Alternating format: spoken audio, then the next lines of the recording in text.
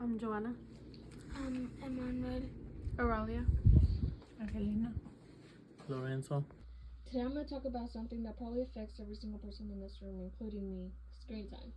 This is honestly a topic that I didn't think much about until I started paying attention to how much time I actually spend on my phone every day. And once I looked at the numbers, I was shocked. Almost every night, I tell myself I'm going to put my phone down early, get some sleep, and start the next day feeling refreshed. But somehow I end up scrolling on TikTok or watching random videos until I realize it's way later than I thought. If this sounds familiar to you, it's because most of us do the exact same thing. Our phones, our laptops, our TVs, they're part of our everyday lives.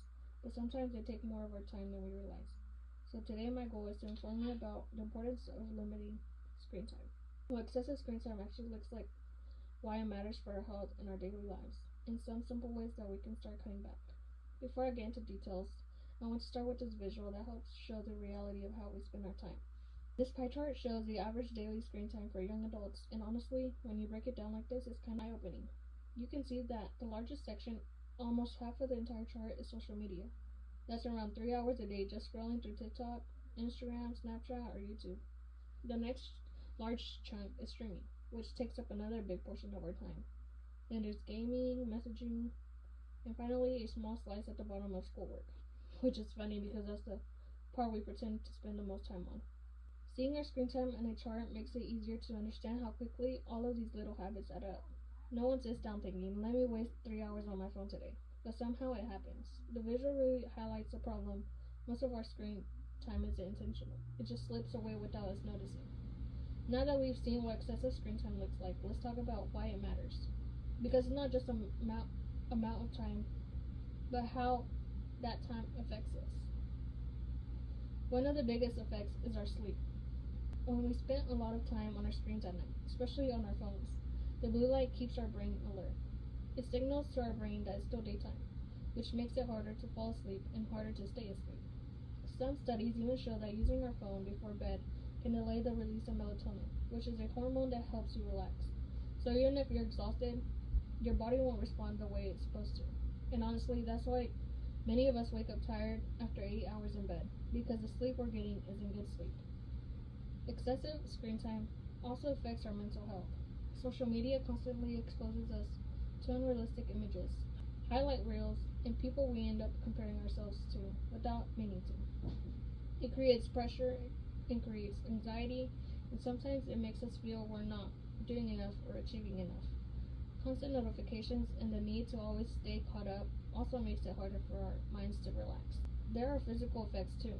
Staring at screens for long periods can lead to headaches, to eye strain, and something doctors call technique, which comes from constantly leaning forward to look at our phones.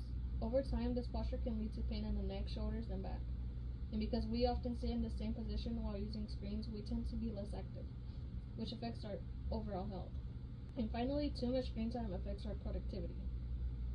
When we constantly switch between tasks or check up on our phones during homework, our brains can't really focus. Researchers show that it takes several minutes to refocus every time we get distracted, even if the distraction only lasts a few seconds. That means tasks take longer, assignments feel harder, and studying becomes way less effective. So the big question is, what can we do about it? Because realistically, none of us are going to quit technology altogether. It's part of our lives, for school, for work, and for fun. But we can learn to use it more intentionally. One simple strategy is setting up limits. Most phones allow you to set timers for apps like TikTok or Instagram, and even if you don't stick to the limit, the reminder makes you more aware of how much time you're spending. Another strategy is creating no phone zones. For example, keeping your phone across the room while studying can prevent you from checking it every few minutes, or setting a rule that you won't use your phone while eating.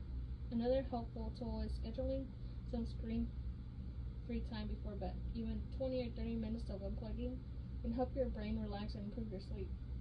And finally, replacing screen time with other activities can make a huge difference too. Going outside, meeting friends, journaling, reading, or doing something creative can help you break the cycle of constant screen use. These changes don't have to be huge to be effective. Even small habits can make a big difference in how we feel every day. So today I talked about what excessive screen time looks like, why it affects us, and how we can realistically limit it. The truth is, screens aren't going anywhere, but if we don't take control of how we use them, they end up taking control of our time, our sleep, and our mental well-being.